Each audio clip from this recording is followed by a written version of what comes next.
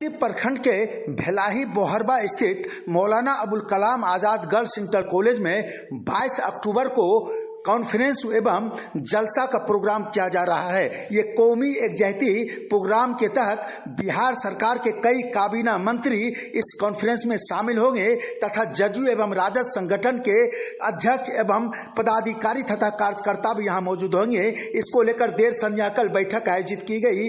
बैठक में विचार विमर्श के साथ कई निर्णय लिए गए। तालीमी बेदारी कॉन्फ्रेंस 22 अक्टूबर को मौलाना अबुल कलाम आज़ाद इस्लामिया कॉलेज के वसी मैदान में होने जा रहा है, जिसकी तैयारियां ज़ोरों पे है, जिसको कामयाब बनाने के लिए ग्रामीण की बैठक की गई है ताकि ये कॉन्फ्रेंस कामयाब हो।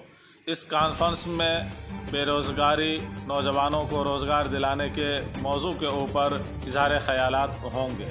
इस कॉन्फ्रेंस में बिहार हुकूमत के कई मंत्री लोग तशरीफ़ ला रहे हैं, जैसे वज़ीर तालीम और वज़ीर क़ानून और दिगर वज़रा तशरीफ़ ला रहे हैं। और क्या यहाँ पर संदेश देना चाहेंगे?